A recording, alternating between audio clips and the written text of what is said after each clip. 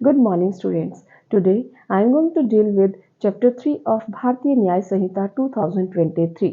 आज हम बात करने वाले हैं भारतीय न्याय संहिता के अध्याय 3 के बारे में, जो हमें बताता है साधारण अपवाद कि जनरल एक्सेप्शंस क्या होते हैं. जनरल एक्सेप्शंस मीन्स जो भी भारतीय न्याय संहिता में अपराध दिए गए हैं उनसे हमें क्या मिलेगी, तो वो पनिशेबल नहीं बताए गए. ऐसे हमारे कार्य जो भारतीय न्याय संहिता में पनिशेबल नहीं है. तो कौन से ऐसे कार्य हैं जो भारतीय न्याय संहिता में पनिशेबल नहीं है. भारतीय न्याय संहिता में अपराध बताए गए हैं. तो अपराध की परिभाषा ऑलरेडी हम सेक्शन 2 के 24 में कवर कर चुके हैं.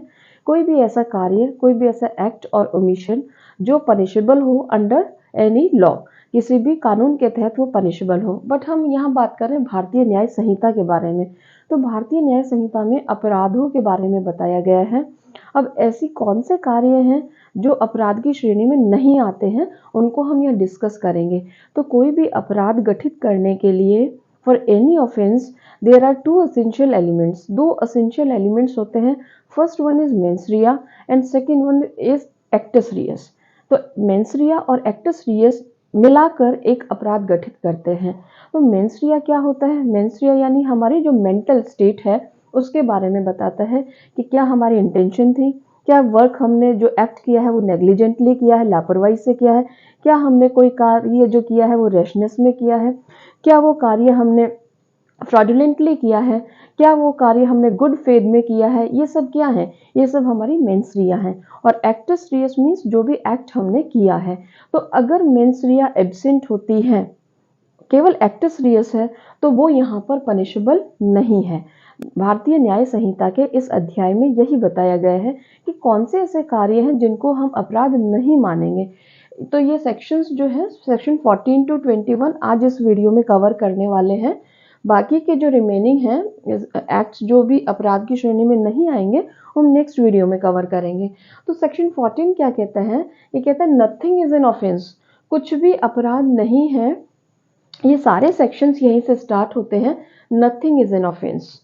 चाहे 14 हो, 15 हो, 16, 17, 18, सब सेक्शंस कहाँ से स्टार्ट होते हैं कि कुछ भी अपराध नहीं होगा. क्या अपराध नहीं होगा? Mistake of fact. अगर आपने वो मिस्टेक ऑफ फैक्ट यानी कि तथ्य की भूल के कारण गुड फेथ में, सद्भावना में वो कार्य किया है और आप बाउंड बाय लॉ, कानून से आप बाध्य हो, कानून ने आपको बाउंड किया है, उसने आपको पावर दी है कि आप वो कार्य कर सकते हैं, तो उसे हम क्या कहेंगे? उसे हम कहेंगे कि उस व्यक्ति ने वो अपराध नहीं किया है. फॉर एग्जाम्पल, यहाँ आपके न्याय संहिता में दो एग्जाम्पल दिए हैं. एक सोल्जर का दिया है और एक ऑफिसर ऑफ द कोर्ट दिया है. तो सोल्जर जो है वो क्या करता है? वो गोली चलाता है भीड़ पर, किसी भी मॉब पर सोल्जर गोली चलाता है. तो क्या उसका ये कार्य पनिशेबल होगा? अगर वो अपने हायर ऑफिसर के अंडर में रहते हुए, उसके ऑर्डर को मानते हुए, मिस्टेक ऑफ फैक्ट में कि उस ऑफिसर को वो जो ऑर्डर है देने की पावर थी, उसी मिस्टेक ऑफ फैक्ट में वो क्या कर रहा है? वो सद्भावना से अपने ऑफिसर का ऑर्डर मानते हुए सद्भावना से उस कार्य को कर रहा है और कानून ने उसको बाध्य किया है, क्योंकि अपने ऑफिसर का जो हायर ऑफिसर है उसका ऑर्डर मानना उसके लिए कानून ने बाध्यकारी बताया है. तो वो जो उसका कार्य है वो पनिशेबल नहीं होगा. सेकंड जो है वो ऑफिसर ऑफ कोर्ट, कि कोर्ट का कोई भी ऑफिसर जो होता है, अगर कोई कोर्ट का ऑफिसर है, उसको कोर्ट के ऑर्डर से किसी को अरेस्ट करना है और वो पर्सन अगर किसी एक्स की जगह वाई को अरेस्ट कर लेता है बाय मिस्टेक ऑफ फैक्ट, वो अरेस्ट करने का ऑर्डर था एक्स का, but by mistake of fact वो वाई को अरेस्ट कर लेता है, तो उसका एक्ट भी पनिशेबल नहीं है. But it should be in good faith. लेकिन उसका जो ये कार्य है ये किस में होना चाहिए? गुड फेथ में. This good faith is very essential for these exceptions. In exceptions की कैटेगरी में आने के लिए गुड फेथ जो सद्भावना है ये बहुत ही इंपॉर्टेंट है. सेकंड जो है वो सेक्शन 17 को हम कवर कर रहे हैं 14 के साथ में. इन दोनों सेक्शंस को इसलिए कवर कर रहे हैं साथ में क्योंकि यहाँ भी मिस्टेक ऑफ फैक्ट की बात की गई है 17 में भी, बट यहाँ बस एक वर्ड जो है वो डिफरेंट है, जस्टिफाइड बाय लॉ. तो nothing is an offence, section 17 क्या कहता है? Nothing is an offence which is by mistake of fact, जो कि किया गया है, विच is done under mistake of fact. Mistake of fact में किया गया है. गुड फेथ आएगा इसमें, इन good faith justified if that act is justified by law. अगर कानून ने उसको जस्टिफाई किया है, कि सभी व्यक्तियों को कानून ने जस्टिफाई न्यायानुमत किया है कि वो अपने विवेक से कार्य कर सके। अगर किसी को लगता है कि कोई अपराध हो रहा है और उसको वो उस अपराध को बचाने के लिए कोई कार्य करता है, उस पर्सन को जो कार्य कर रहा है उसे पकड़ लेता है, तो क्या उस पर्सन ने कानून की अवहेलना कर दी? नहीं, because he is justified by law. उस पर्सन ने, जो कानून ने उसको जस्टिफाई किया है, जो उसको शक्ति दी है, विवेकाधीन शक्ति दी है, उसके अधीन वो कार्य किया है इन गुड फेथ। गुड फेथ में वो कार्य किया है। और मिस्टेक ऑफ फैक्ट क्या हुई कि जो जिस पर्सन को उसने पकड़ा है वो हो सकता है वो कोई लीगल कार्य कर रहा हो, लेकिन उसे लगा हो, उसे मिस्टेक ऑफ फैक्ट हुआ हो कि वो कार्य जो है वो इलीगल है, वो कोई अपराध कर रहा है। इसमें एग्जाम्पल भी दिया है, मर्डर का एग्जाम्पल दिया है कि ए को लगता है कि जेड जो है वो किसी का मर्डर कर रहा है, बट मिस्टेक ऑफ फैक्ट के कारण उसे लगता है वो मर्डर कर रहा है, लेकिन वो जो पर्सन था वो अपने प्राइवेट डिफेंस में वो काम कर रहा था। तो यहाँ जो ये मिस्टेक ऑफ फैक्ट है, ये जस्टिफाई होना चाहिए कानून के द्वारा। आपने जो कार्य किया है, आपने जो अपराध रोकने का प्रयास किया है, वो जस्टिफाइड बाय लॉ होना चाहिए। अगर जानबूझकर आप किसी को जबरदस्ती पकड़ लेते हैं, अरेस्ट कर लेते हैं, तो उसमें फिर गुड फेथ में काम नहीं करते हैं, तो ये सेक्शन लागू नहीं होगा। तो सेक्शन 14 और सेक्शन 17 में एक ही डिफरेंस है, सारे एलिमेंट्स जो हैं वो सेम हैं, कि nothing is an offence, mistake of fact, good faith, justified by law. यहाँ है bound by law, this word bound by law, और यहाँ है जस्टिफाइड बाय लॉ। यही डिफरेंस है इन दोनों सेक्शंस में, 14 और 17 में। नेक्स्ट जो सेक्शन है वो सेक्शन 15 है। सेक्शन 15 क्या कहता है? नथिंग इज एन ऑफेंस, कि कुछ भी अपराध नहीं है। क्या अपराध नहीं है? By mistake, by the act which is done by the जज। अगर कोई जज जो है, जुडिशियल ऑफिसर है, वो क्या कर रहा है, वो एक्टिंग जुडिशियली अपना काम कर रहा है गुड फेथ में। यहाँ भी गुड फेथ है। पावर गिवन अंडर लॉ, उस जज को पावर दी गई है कानून के द्वारा कि वो जुडिशियली एक्ट करे, कोई भी जजमेंट पास करे, कोई भी ऑर्डर पास करे। अगर उसको वो उस जो जुडिशियली जो एक्ट कर रहा है उसके कारण उसे क्या हुआ है, बाय मिस्टेक ऑफ फैक्ट उसने ऐसा कोई ऑर्डर पास कर दिया है, तो क्या उस जज को हम पनिश करेंगे? नो, बिकॉज उसने वो जो ऑर्डर दिया वो गुड फेथ में दिया है। अगर कोई जज ने समन इशू किया है किसी पर्सन के खिलाफ, और वो मिस्टेक ऑफ फैक्ट किसी और पर्सन को अगर, या किसी और की ज्यूरिसडिक्शन में वो समन्स इशू कर दिया जाता है, तो क्या हुआ, वो mistake of fact good faith में इशू किया है, इस वजह से उस जज को हम पनिश नहीं करेंगे। तो यहाँ जुडिशियल ऑफिसर्स जो हैं वो क्या है, यहाँ पर उनको क्या दी गई है, एक्सेप्शन दी गई है कि उनका जो कार्य है वो अपराध की श्रेणी में नहीं आएगा। नेक्स्ट 16 क्या कहता है, इसको भी हम 15 और 16 को एक साथ पढ़ सकते हैं। क्यों? क्योंकि 15 और 16 जो है वो जुडिशियल ऑफिसर के बारे में ही बात करता है, ये जजेस के बारे में बात करता है सेक्शन 15। सेक्शन 16 बात करता है कि order and judgment of court के अंडर में जो पर्सन उसके ऑर्डर को एग्जीक्यूट कर रहा है, उन पर्सन्स के बारे में बात की गई है, उन ऑफिसर्स के बारे में बात की गई है, कोर्ट के ऑफिसर्स के बारे में बात की गई है, जो जज के अंडर में वर्क कर रहे हैं, उनके ऑर्डर को एग्जीक्यूट कर रहे हैं, यानी उनके कार्यों का, उन्होंने जो ऑर्डर दिया है उसका निष्पादन कर रहे हैं, तो वो भी कानून के तहत ही काम कर रहे हैं, गुड फेथ में, उस जजमेंट के तहत या फिर उस ऑर्डर के तहत वो क्या कर रहे हैं, believes that the court has power to pass such order, कि वो बिलीव है उन ऑफिसर्स को कि हाँ, इस कोर्ट को ये पावर है ये ऑर्डर पास करने का, और उस ऑर्डर के अधीन वो क्या कर रहे हैं, उस कार्य को एग्जीक्यूट कर रहे हैं। और बाय मिस्टेक ऑफ फैक्ट क्या हो जाता है कि अगर वो कार्य जो कर रहे हैं, किसी को अरेस्ट करना है, किसी और को अरेस्ट कर लिया, या फिर कोई और मिस्टेक ऑफ फैक्ट हो जाता है, बट वो एक्ट गुड फेथ में होना चाहिए, तो वो भी यहाँ पर पनिशेबल नहीं है। मीन्स जजेस को भी यहाँ प्रिविलेज दी गई है, एक्सेप्शन की कैटेगरी में रखा गया है, और उन ऑफिसर्स को भी यहाँ पर अपवाद की श्रेणी में रखा गया है, जो किसी जज के ऑर्डर को क्या कर रहे हैं, एग्जीक्यूट कर रहे हैं। नेक्स्ट जो सेक्शन है वो सेक्शन 18। सेक्शन 18 क्या कहता है कि एक्सीडेंट और मिसफॉर्चून, सेक्शन 18 बात करता है एक्सीडेंट की, कि कब कोई कार्य एक्सीडेंटली किया हुआ कहा जाएगा।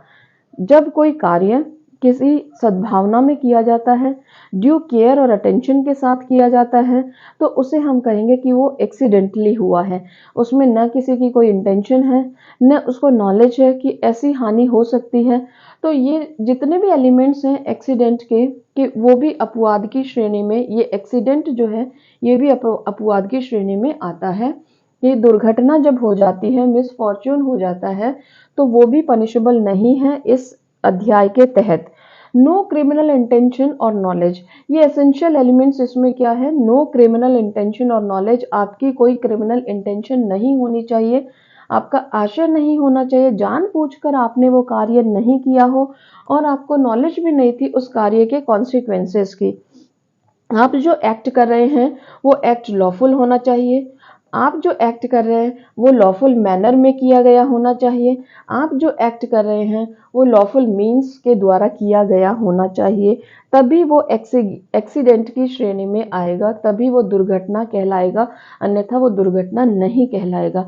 तो these are the essential elements, ये एसेंशियल एलिमेंट है, ये आवश्यक तत्व हैं इस एक्सीडेंट के उसको इस शब्दावली के तहत लाने के लिए कि हाँ ये अपराध नहीं कहलाएगा। तो एक्सीडेंट जो है वो तभी होगा जब आप वो कार्य ड्यू केयर और अटेंशन के साथ करते हैं, तभी वो एक्सीडेंट समझा जाएगा, अन्यथा वो समझा जाएगा कि आपने किसी इंटेंशन के साथ किया है।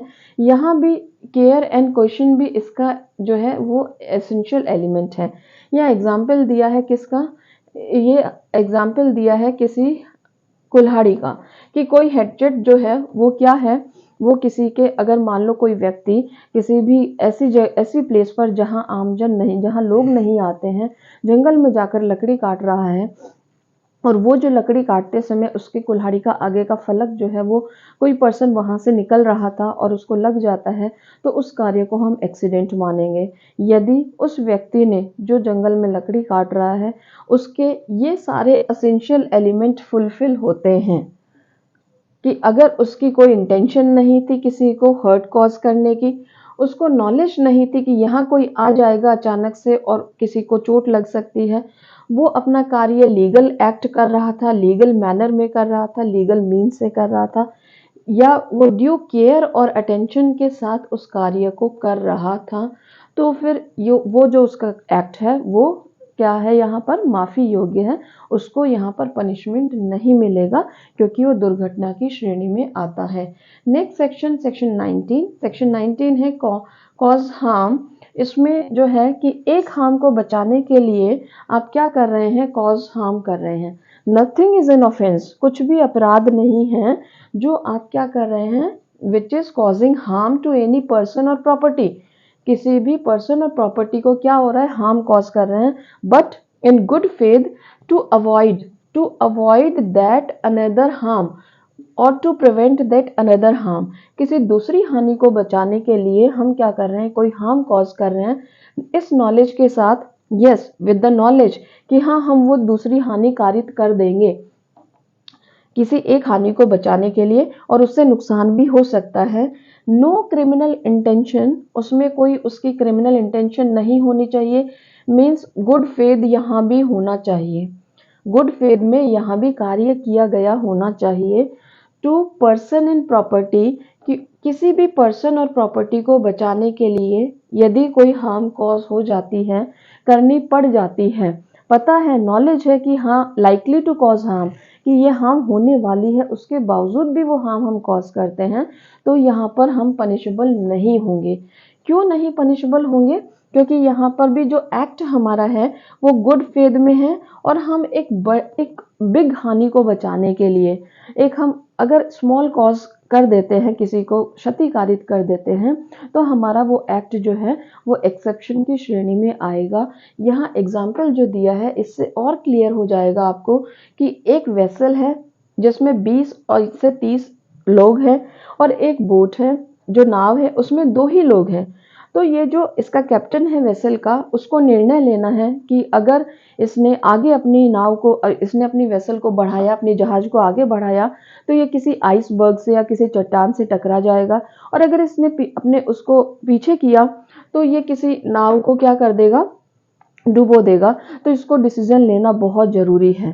तो अगर ये इन 20-30 लोगों की जान बचाने के लिए इन 2 लोगों को हानिकारित कर देता है, यदि अपनी वो जो वेसल है, जो शिप है, उसको नाव की तरफ घुमा देता है और वो नाव डूब जाती है, उसमें वो 2 व्यक्तियों की अगर मृत्यु हो जाती है, तो उसका ये कार्य भी क्या है, ये पनिशेबल नहीं है, आपके इस जनरल एक्सेप्शन की श्रेणी में आएगा। क्योंकि यहाँ पर क्या किया गया है कि एक हार्म को बचाने के लिए, यानी कि बड़ी जो क्षति होने वाली थी उसको बचाने के लिए छोटी क्षति कारित कर दी। उस कैप्टन को नॉलेज थी कि हाँ वो 2 व्यक्तियों की जान लेने वाला है, फिर भी वो कार्य जो है वो हमारा क्या है, वो एक्सेप्शन की श्रेणी में आएगा।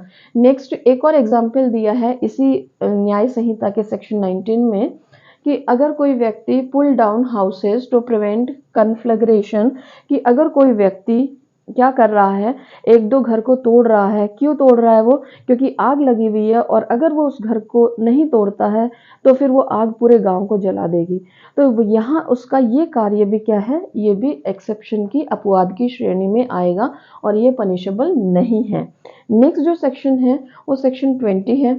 सेक्शन 20 कहता है कि nothing is an offence which is done by a child who is under 7 years of age. जो 7 साल से कम का बच्चा है वो कभी भी अपराध की श्रेणी में, अगर उसने कोई कार्य किया है और वो अपराध है, तो वो अपराध की श्रेणी में नहीं आएगा। उसको भी यहाँ पर अपवाद की श्रेणी में रखा गया है, 7 साल के एज के बच्चे को। नेक्स्ट जो सेक्शन है वो सेक्शन 21 है।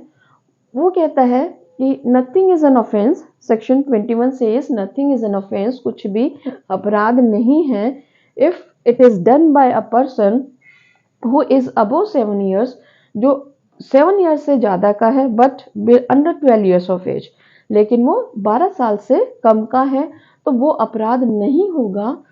बट इसमें यहाँ पर आपको एक और एसेंशियल एलिमेंट है जो फुलफिल करना पड़ेगा, तभी आपको इस अपवाद का फायदा मिलेगा। अगर उस बच्चे में मैच्योरिटी है, अंडरस्टैंडिंग की, वो जो कार्य कर रहा है कि वो उसमें अपराध की श्रेणी में आता है, तो फिर वो पनिशेबल होगा। तो वो बच्चा जो है वो पनिशेबल होगा अगर वो मैच्योर है to understand the nature and consequences of the conduct. जो कंडक्ट वो कर रहा है, जो एक्ट वो कर रहा है, अगर उसके कॉन्सिक्वेंसेस और नेचर को वो समझता है, क्योंकि आजकल जो है टाइम इतना आ चुका है, तो उसको हम क्या करेंगे, उसको हम यहाँ पर पनिशेबल रखा गया है। केवल उन्हीं को अपवाद की श्रेणी में रखा गया है जो बच्चे इमैच्योर हैं, जो अपने एक्ट्स को समझ नहीं पाते हैं। क्योंकि कुछ बच्चे ऐसे होते हैं जिनमें मैच्योरिटी जल्दी आ जाती है और उनको पता होता है कि हाँ वो चोरी कर रहे हैं या फिर वो क्या कार्य कर रहे हैं, उनके कॉन्सिक्वेंसेस सब पता होता है। लेकिन जो बच्चे इनोसेंट हैं, जिनमें मैच्योरिटी नहीं है समझने की कि उनके कार्य अपराध की श्रेणी में आते हैं, तो उन बच्चों को यहाँ पर अपवाद का फायदा दिया जाएगा। तो यहाँ पर ये सेक्शन 14 टू सेक्शन 21 जो है अपवाद बताए गए हैं, और इन अपवादों में सभी में कार्य क्या किस इंटेंशन से किया गया है, कि कार्य जो किया गया है वो गुड फेथ में किया गया है, ये प्रूव करना बहुत जरूरी है। अगर आपके कार्य में गुड फेथ नहीं है, आप इंटेंशनली कोई काम करते हैं, आप किसी नॉलेज के साथ काम करते हैं, और एसेंशियल एलिमेंट्स फुलफिल होने चाहिए, मेनली ये जितने भी एसेंशियल एलिमेंट्स हैं ये फुलफिल होने चाहिए। अगर एक भी एसेंशियल एलिमेंट इनमें से गायब है, तो फिर वो अपराध जो है वो अपवाद की श्रेणी में नहीं आएगा। आपको इस भारतीय न्याय संहिता में फिर अपवाद का फायदा नहीं दिया जाएगा। तो ये कौन इनका डिफेंस ले सकता है, इनका डिफेंस वही व्यक्ति ले सकता है जिसने कार्य किया है। नेक्स्ट जो सेक्शंस हैं उनको हम नेक्स्ट वीडियो में लेंगे, वो भी अपवाद ही बताए गए हैं। तो इस चैप्टर को हम कंटिन्यू नेक्स्ट वीडियो में रखेंगे। आई होप स्टूडेंट्स ये चैप्टर आपको बहुत अच्छे से समझ में आया होगा। Now I am going to end the session. Thank you students, bye.